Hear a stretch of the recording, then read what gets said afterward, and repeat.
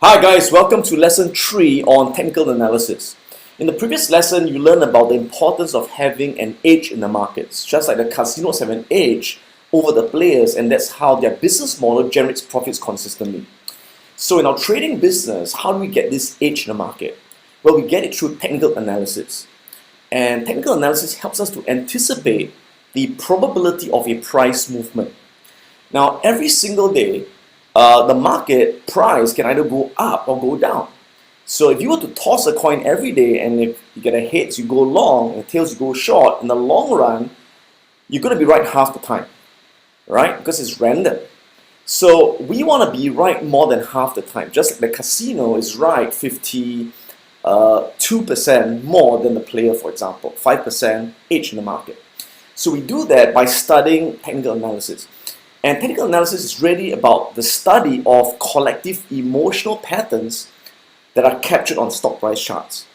See, you got to understand that in the short term, and when I say short term in this context, I'm saying less than 3 years, right? In the short term, the stock market is not always rational. In fact, the stock market is irrational very often. In the short term, the stock market is emotional. Prices go up and down every single day, but it doesn't mean that the company has changed, right? The company is making the same profits, having the same directors, having the same service and product. So what makes the price go up and down every single day? 5% up, 5% down, so on and so forth. It is not logic, it is emotions. So in technical analysis, we are kind of like being a psychologist. As a psychologist, you're studying your patient, right? And how do you anticipate your patient's emotions and how they're likely to behave? Well, you look at their facial expression, you look at their body language, right? So when you look at a stock chart, it's kind of like looking at the body language, the facial expression of that stock, all right? So from there, we can tell what are the emotions driving this stock. Is the market more and more bullish on this stock, which means more optimistic, or is the market very pessimistic on this stock? Bearish. Okay? And again, if it's bullish, the probability is that the price will go up more likely than going down. And when the market is bearish, the price will go down more likely than going up. Again, it's not a guarantee. Just because I can study my client and say, oh, he looks angry, I think he's going to lash out. It doesn't mean he's going to lash out. It's just a probability. Now, all we need to do is to be right more than random chance. We don't have to be right all the time. In fact, it's impossible to predict with certainty. All we need is a statistical edge in the markets. So take a look at this example. This is Domino's Pizza, for example. And it was selling at $14 right over here. Okay? And what happened? Within a span of 4 months or 3 months, it went from $14 to $7. Right? How did it happen, right? Now, in 3 months, did the company change? No, it sold the same number of pizzas. It made the same profits, right? Same customers. But how did the value of the company drop by 50%? Now, let me tell you something crazy, right? It has got nothing to do with the company. If you remember this date, 2008, September, October, November, that was the great financial crisis, right? When Lehman Brothers collapsed, AIG almost went bankrupt. And people panic. They say, oh my God, it's the end of the stock market, you'll never recover. And because of the panic and the fear, people sold. So when you got more sellers and no one dares to buy, what happens? The price collapses from $14 to $7. Now you may say, hey, that's a great opportunity, right? That's cheap because the company is selling at half price. But what would have happened if you bought at $7? 1 month later, you went to $2.80, right? So you can see that again in the short term, the stock market is irrational. It is illogical. It's purely emotional. And so many people, not knowing this, when they come to the stock market, they don't get it. They say, I don't understand. I bought this company. It's a good company. Why did the price go down by 50%? Or why is this a lousy company is losing money, the price went up by 80%? Because it's got nothing to do with logic. It's got to do with emotions. And once you understand that, you can begin to make money more consistently in the short term. And again, we study emotions by studying price patterns. collective psychology.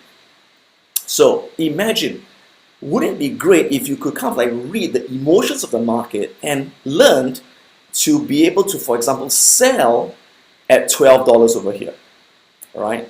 And when it collapsed, bought it back at $3, you would have made a lot of money, right? Or you could have bought it back at $4 or $3 and held it to $14 and avoided this crash. Could we do that? Absolutely. And I'm going to teach you how to read price patterns on charts, how to read trends in order to time your entry with the greatest precision.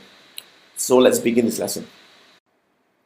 Now, before we go into the specific strategies, let's understand the fundamental principles behind technical analysis. And the first principle, the most important principle to understand, is that market prices, stock prices, discount all known information. So the market discounts everything, all information, past, current, and even future information is reflected in current prices. That is why in the short term, as a short-term trader, reading economic news, fundamental news, like balance sheets, income statements, GDP, unemployment is a complete waste of time. Why? Because market price is the leading indicator to all this fundamental data. And by the time you read this fundamental data, it's too late. The price has already moved in that intended direction and you're always late to the party. Let me give you an example. Prior to the 2016 US election between Donald Trump and Hillary Clinton, Caterpillar's stock price was going down. As you know, Caterpillar is in construction, right? So the price is going down. Now, what happened was the moment Trump won the election, Donald Trump won the election, and the news was announced, within a split second, Caterpillar's share price jumped up by 10% immediately. Why? Because Donald Trump had promised that if he won the election, he's gonna, build a wall. He's gonna go into a lot of infrastructure spending. Government gonna spend on building bridges and infrastructure, right? So the moment Trump won, the market anticipated that Caterpillar, being a construction company, would get all these construction orders from the infrastructure building, and as a result, the share price went up 10% in anticipation that it will happen. So this information that is going to happen in the future has been priced into the stock immediately today. Now, I've got a question for you. Has the government actually spent on infrastructure? No, not yet. Has Caterpillar actually gotten those orders? Not yet. But the share price already anticipates that it will get the orders. All right? Now, by the time the government really spends on infrastructure, by the time that Caterpillar really does the work and shows the profits increasing in its books, by that time the share price would have already risen. And if you were to buy the share price based on looking at this great fundamental data, you are always the last one to the party. And that's why most people who buy based on fundamental data, income statements, balance sheets and all that, find that the moment they buy, the price drops. Okay? Because that good news, if you will, has been priced into the stock even before it happened. So relying on fundamental news always causes you to react too late. Let me give you another example from a macro perspective. Okay?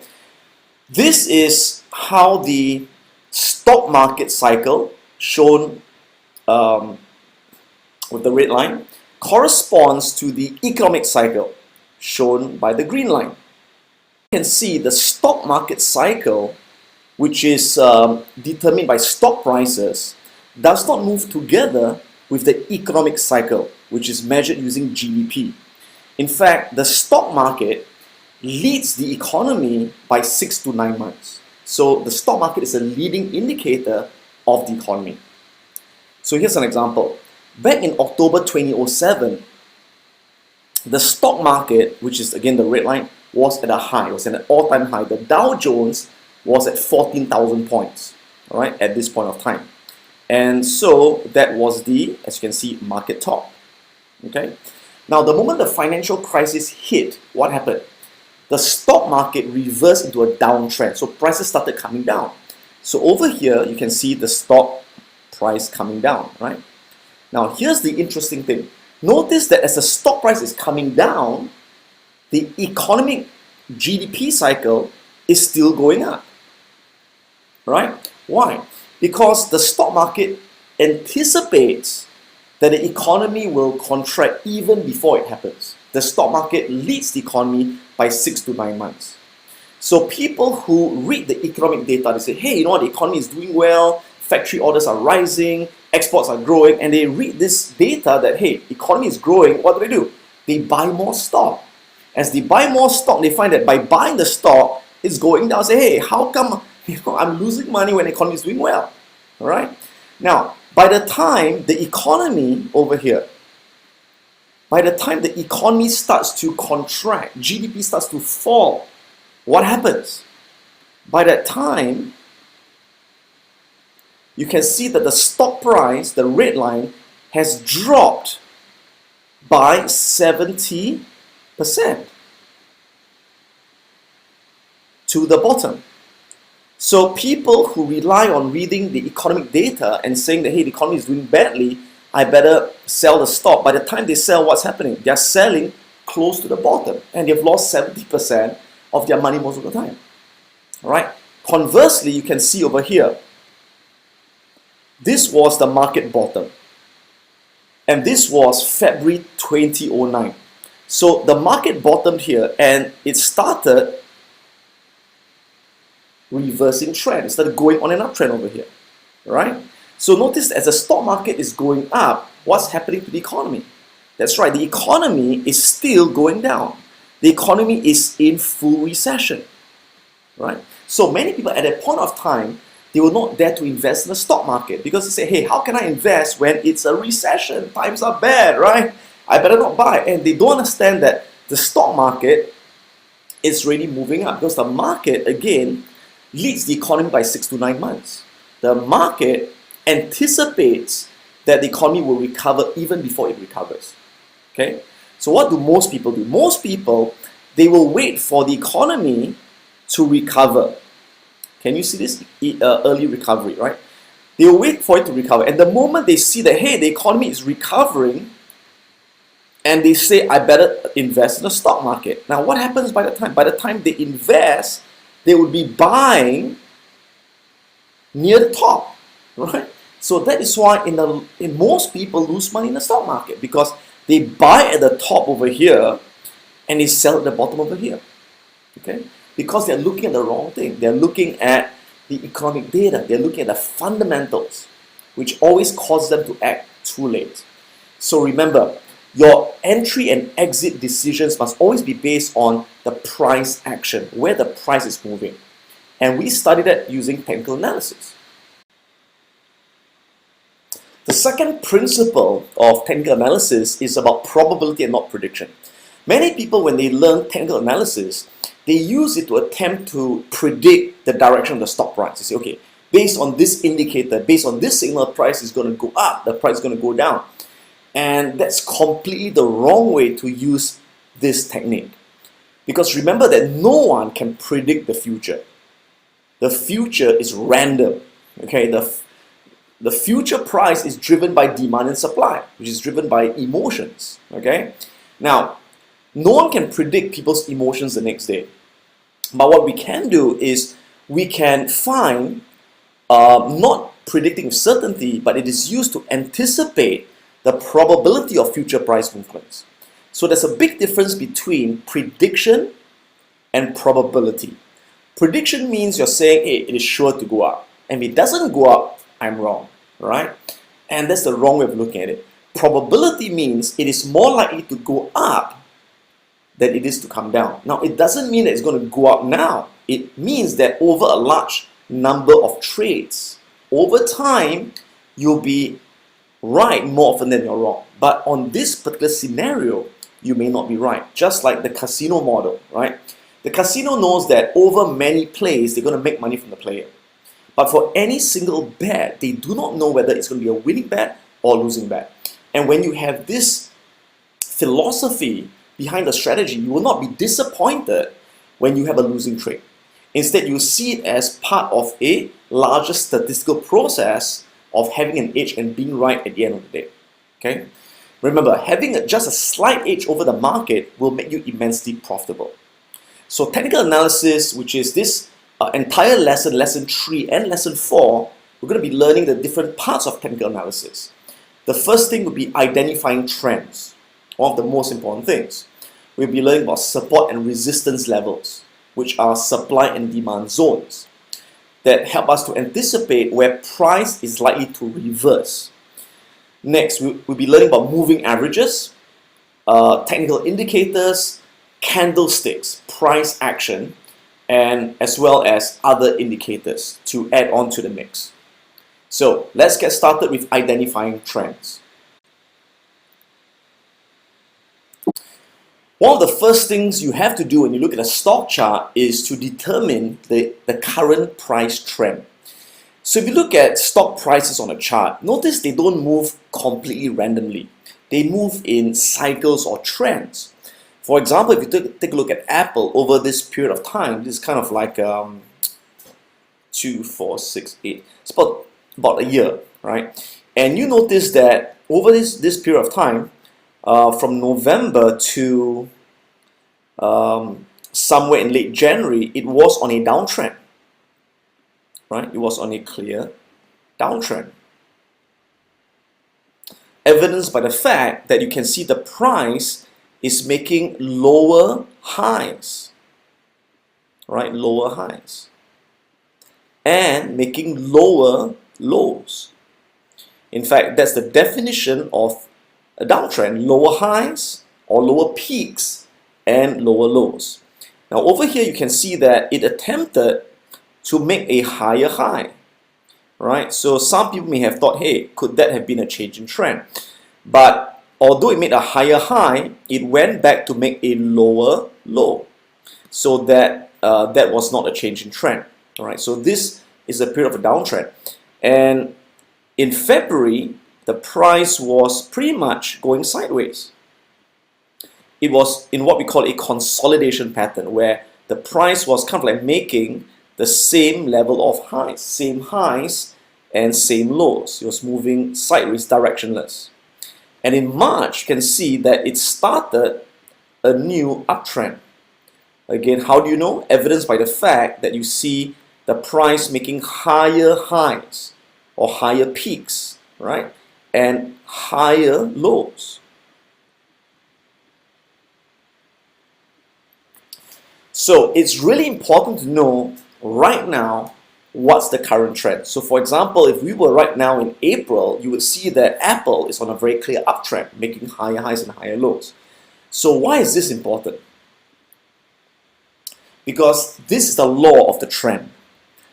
An established trend in price is statistically more likely to continue from one interval to the next than it is to reverse. So what does this mean? This means that when a stock is on an uptrend, the probability is that prices will continue moving higher. It's like kind of like a river current, right? You always want to swim with the current. You never want to swim against the current.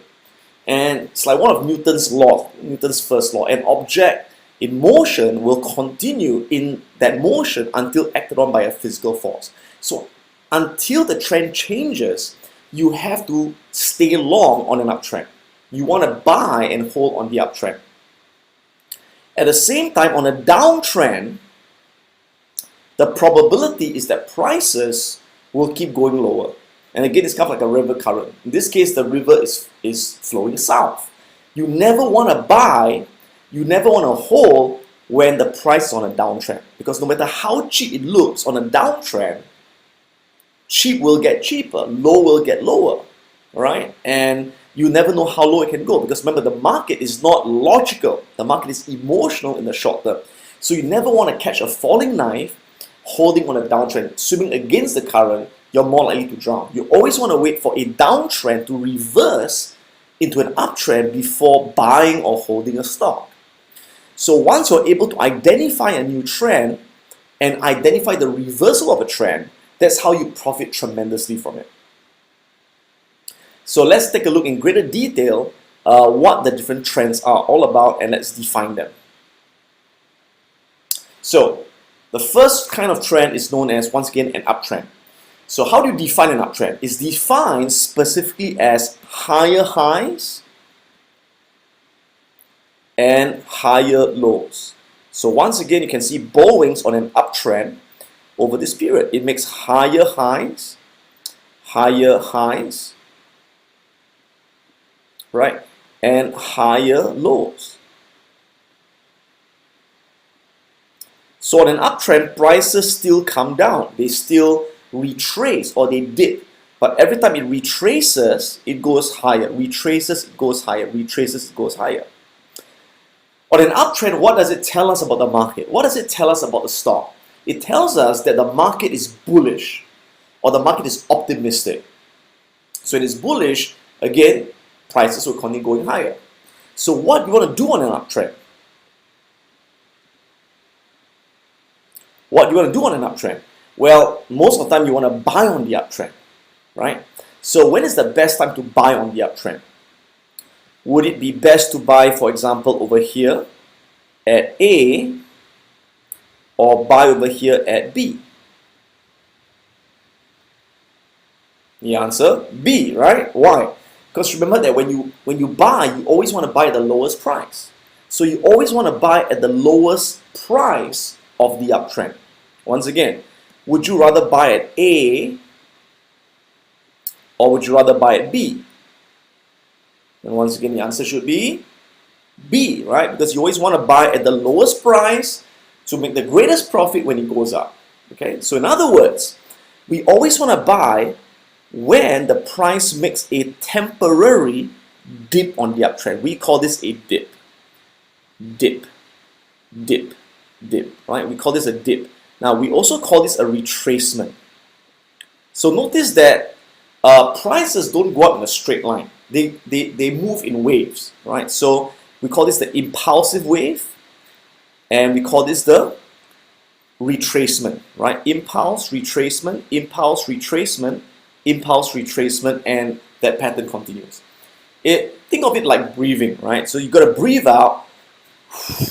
You can't breathe out forever, all right? You got to breathe back in and breathe out again, breathe in, breathe out again. So you always want to buy on the breathe in, on the retracement. So let's take a look at this next on the chart. So there you go. You always want to buy the dip of the uptrend. Okay? Now, at the same time, are there people who sell the stock on an uptrend? Yes. When the uptrend is too overextended, when the price has gone too high and they expect it to dip or to retrace back to the mean. So again, the price goes up and it's overextended, we anticipate it's going to, that's right, retrace. Extend, retrace, extend, retrace. So over here is where people or traders are likely to sell, because they think that once you have breathed out too much, you gotta breathe in, right? So anticipating that they gotta breathe in, the price is gonna come down temporarily, what do? They sell over here. Now they either sell to take profits from buying here, or they do a short sell, right? They sell short. So they profit as it comes back down. But notice that by doing this, you're actually doing what we call a counter trend trade. You're trading against the trend. So it's a bit risky, isn't it? That's right. So if you do a short sell over here, you have to quickly ensure that you buy back the shares to take your profit before the uptrend continues. So in other words, on an uptrend, you either go long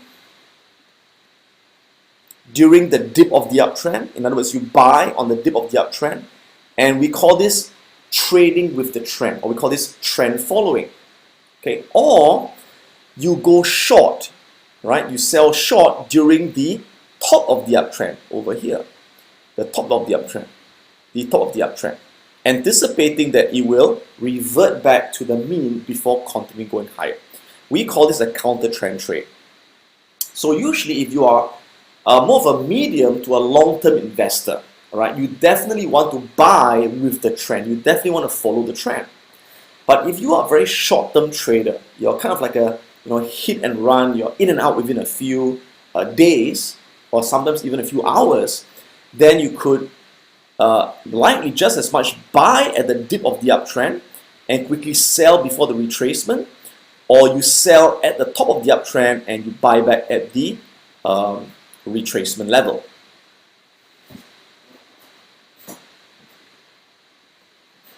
So next question would be this: how would you know that it is at the bottom of the dip? All right, like for example, it goes up and the price is coming down, coming down, coming down, coming down, right? And you say, okay, buy over here now. How would you know that's the bottom, right? What if you bought over here and it kept going down? And you say, oh my God, right? It's reversing to a downtrend. How would you know, right? At the same time, how would you know this is the top, right? What if you thought, hey, that's high enough, that's the top, and I'm going to short sell, and it keeps going higher? Then you're screwed, right? So how would you know? So one way is to use moving averages, candlestick patterns, as well as technical indicators to kind of help us to determine if the price has dipped enough or is extended enough. So right now we're going to look at, very quickly, a quick word on moving averages. So once again, we either buy the dip or we short the top of the uptrend. Now what's important is that when the price retraces on a dip, okay, it has to hit a level of support. The support level could be a trend line, which you're going to learn in a short while, or it could be a moving average. And only when it hits a level of support and it bounces off the support do we enter the trade. So you never anticipate or you never guess that it's going to continue.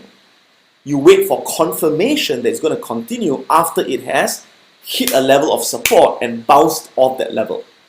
So let's take a look at how we could use moving averages for this. So this is the same stock. Now, in this case, we have put in the moving averages, which is the blue line, the 50 moving average, the brown line, which is the 100 moving average, the green line, the 150 moving average, and the 200 moving average. In the next part of this lesson, I'm going to teach you about moving averages in greater detail. But for now, just understand that these colored lines are moving averages that you can place into your chart. All right? And notice that on a very clear uptrend, the price tends to retrace and bounce off the moving average very consistently. Can you see that? So the price goes up, comes down, boom, hits the moving average, which is a support, bounces off, and continues the trend, comes back down again. In this case, it doesn't reach the moving average, but it bounces up again, and this time it touches the moving average again, goes up, touches it again, goes up. In fact, one of my strategies in buying the dip is to buy when it bounces off the moving average. It is called the bounce strategy. Okay. At the same time, we know that it's ready to come back down when the price gets too far away from the moving average. When it's kind of like a rubber band, when you stretch it too far from the center, it's going to bound to snap back pretty soon, right? So moving averages help us to anticipate where's the price. Is it too far up or is it ready to reverse? Let's take a closer look at downtrends. So a downtrend happens when price is making lower highs and lower lows. All right, you can see this is a very clear downtrend on ECT. Over this period, you can see the highs over here. These are the highs, right? So once again, price is making lower highs and lower lows. Like so. So that's a really clear downtrend. Now, this is a lower high. Now you may notice that, hey, this is making a higher high than this. So this was an attempted change in trend. But did it make a lower high? Or rather, did it make a higher low? No. So although it made a higher high, but it made eventually a lower low. So it was not a successful trend reversal. And so the downtrend continues. So on a downtrend, probability is that prices will go lower because the market is bearish. The market is pessimistic. Okay. So what do you want to do on a downtrend? Again, there are two things you can do. Number one, follow the trend. And if you follow the trend, you want to sell on a downtrend, or we call it you want to go short, right? You short on a downtrend. Now, when is the best time to sell? Do you want to sell at, for example, A, right, or sell at B? Okay, so you probably say, hey, sell at A, right? Because as a seller, you always want to sell at the highest price possible. So you sell high, you buy back low. Okay. At the same time, would you want to sell at A or sell at B? So once again, you want to sell at A, right? So you always want to sell at the highest point of a downtrend. And we call that a rally. So what we call this? We call this a rally down, rally down, rally down, rally down. So a rally is a short-term upward retracement. And you always want to sell at the rallies, right? You always want to short at the rallies of a downtrend. Okay? Now at the same time, on a downtrend, notice that prices don't just go down, right? They will retrace back up. Right? Again, back to our breathing metaphor. Okay, breathes out, breathes in, breathes out, breathes in, breathes out. Okay, so what happens if it goes too low and it's overextended to the downside? Right, it's like breathing out. What has to happen? You got to eventually retrace before continuing the downtrend. Okay, so what some traders do is, once they recognize that the price has gone down too fast and too much, they will buy when it's oversold. Again, when the rubber band is stretched too much to the downside, they buy in anticipation it's going to snap back up, and they make a quick profit as it goes up. But you got to quickly sell over here to exit your long position before the downtrend continues. Alright, so similarly with the uptrend, on a downtrend we can short on the rally, and by doing that we are following the trend. We are doing trend trading, trend following. Or we could also buy at the bottom of the downtrend, anticipating the rally before the continuation. And that is called a counter trend trade. Because again, we are buying against the trend. We are buying against the trend. So once again, most beginners, it is actually simpler to follow the trend. So you sell on a downtrend. But if you're more of a swing trader, a day trader, you're getting in and out really fast, then you could also buy at the bottom of a downtrend and get a quick profit as it rallies up. So once again, how would you know that the price is at the top of the uptrend?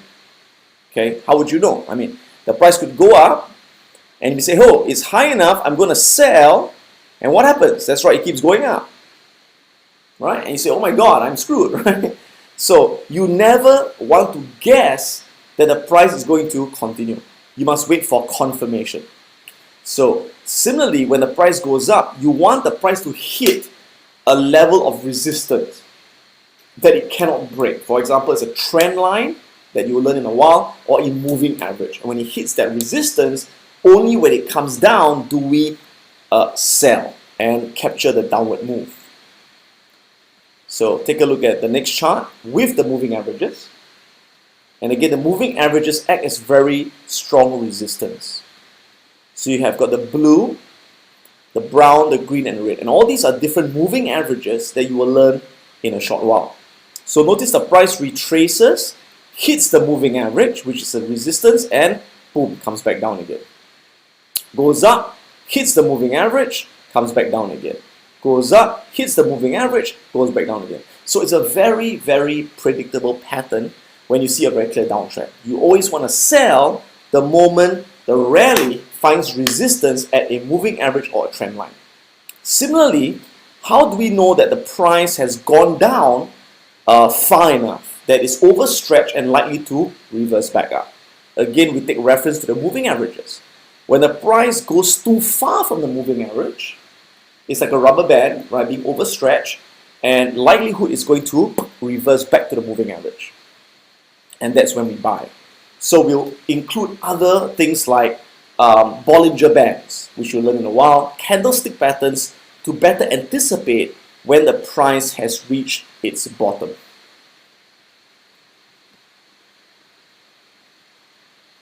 Finally, let's look at consolidation patterns. So prices can move on an uptrend, they can move on a downtrend, and finally they can move sideways or directionless in a consolidation.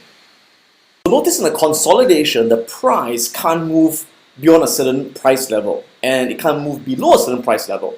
For example, over here you can see that price is attempting to go up, and what happens? The moment it hits $49, it reverses down.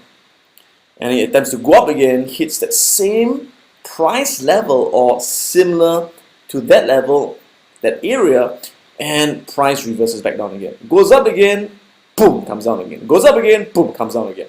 So what does that tell you? It tells you that at $49 or $50 thereabouts, there are many sellers that are waiting there. Sellers are waiting there, and the moment the price reaches that level, they start selling like crazy. So what it tells you is that $49 in that area, supply exceeds demand, okay? Or we call it a supply zone or a resistance level. Now, remember, resistance levels is never an exact line. It's more like a zone and area, beyond which the price just can't seem to clear because there's excess supply that exceeds demand and pushes the price down again. Now, at the same time, when the price wants to go down, it can't go down beyond a certain level. All right, price goes down, goes down, goes down, goes down, and the moment it reaches $37, what happens? Boom! Buyers rush in and push the price up. When it comes to 37, or again close to that area, buyers rush in and push the price up. Push the price up, push the price up. So what does it tell you? It tells you that at $37, people psychologically think that it's cheap. So buyers are all queuing up, waiting to buy. The moment price comes to a level, buyers rush in and demand exceeds supply, and it pushes the price up again. And that's the psychology behind resistance and support levels. It's demand and supply imbalances, right? So again, at support levels, demand exceeds supply. At resistance, supply exceeds demand. And very often in the consolidation, it is stuck between these two levels where it makes same highs and same lows. Okay, same highs and same lows. And usually we require it to be tested at least 3 times to be a significant resistance or support level. So that's 1, that's 2, and that's 3. Okay, that's 1, that's 2, that's 3. So at least 3 tests for it to be significant. So in a consolidation, do you want to buy? Do you want to sell? Well, in general, the answer is no, because you don't want to be stuck going sideways for, who knows how long, right? So what happens is, if I can draw on this chart, for example, price is going on an uptrend in this way, going up, and after a while, what happens? It goes into a consolidation, right? Makes same highs and same lows, like that. So what happens after a consolidation? It's kind of like this person is running a marathon, okay? And then after a while, he has to rest, right? To consolidate, go sideways. And what happens after a consolidation? Well, 2 things can happen. The price can either break out of that previous resistance and continue the uptrend, or the price can break below that support level and reverse into a downtrend. Now, you never know what's going to happen until it happens, okay? So traders always want to wait for a break above the resistance before buying, going long and riding the trend up. Or they wait for a break below the support to start selling short and to ride the trend down. And before it happens, you do not want to do anything.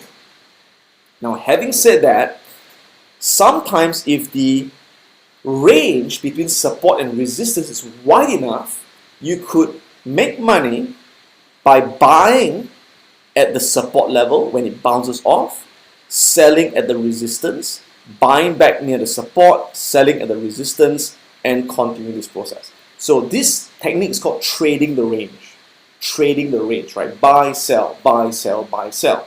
But the range has to be wide enough.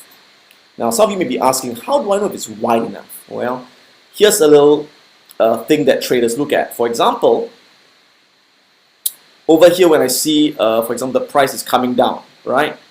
And it is hitting the support level that has been tested before, okay? So what traders usually do is they also look for some kind of candlestick pattern that confirms a reversal. That would be ideal, okay? Or they can use Bollinger Bands to see that it has the price hit the lower Bollinger Band. So that adds to the probability. So in this case, for example, after it bounces off $37 and you decide to, for example, buy over here. And let's imagine you buy at, say, $38. Okay? Anticipating the price to run up to 49. So what's your profit potential? 49 minus 38 is $11. So you have got a potential profit of $11 if the price goes back to resistance, right? So that's your potential return. Now, is it worth the risk? Well, it depends, right? So where do you put your stop loss? So usually you want to place the stop loss below that support level. Okay, it depends on how conservative you are. You may say, okay, I'm going to place it maybe a couple of cents below this support level. So this support is at, say, 36.80. All right, you may want to place your stop loss slightly below that. You've got to give some buffer because remember it's a zone. Okay. Now, if you want to be really conservative, you may say, okay, I'll put my stop loss at, for example, $36. Okay, because sometimes the price may not exactly touch and go off. It can sometimes, that's right, it can sometimes break below it slightly and run up again. So you got to give a bit of buffer. And to be safe, usually we give the buffer based on the stock's ATR, or average true range. I'll talk more about it on the lesson on technical indicators. So ATR is known as average true range. It represents the average range of the candles of this particular stock. What's the average volatility? Okay. So for example, for Las Vegas Sands, you could calculate that the ATR is, for example, $1. So that means on an average day, Las Vegas Sands moves by $1 in volatility. And any charting software will have an indicator known as ATR that you can place it in. It will calculate the ATR for you. And I'll show it to you again on the lesson of technical indicators. Okay, so let's imagine that we place our stop loss about one average true range ATR below the support. So our stop loss is at $36, for example, stop loss. And our entry price is at 38, E for entry. And our target price is at 49. So if we are wrong on the trade, or it's a losing trade, how much do we lose? We lose $38 minus $36. So we are risking $2 on this trade. And we are potentially making $11. So that is a 1:2. That's right, more than 1:5 risk to return ratio. Okay, so that's a great trade probability. Remember, we always want to take trades when the risk to return ratio is at least 1:2. So we always risk 1 to make at least 2 or more.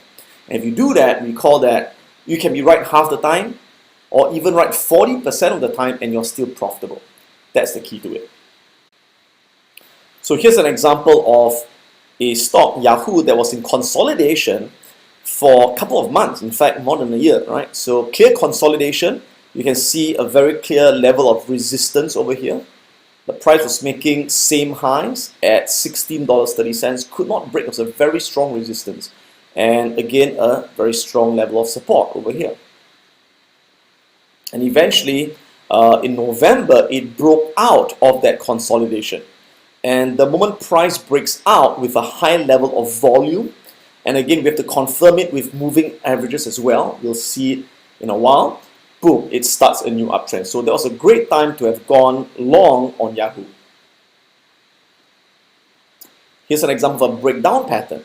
Okay, Nokia was in a consolidation again for a couple of months, right? There's a resistance level over there, could not break the resistance, could not break the support as well. Very strong support. Now, eventually it broke the support level in May. Okay, once it broke the support, boom, collapsed all the way down. So that's a good time to have gone short on Nokia. So that concludes this section on trends. Okay, in the next session, we're going to be looking at support and resistance levels.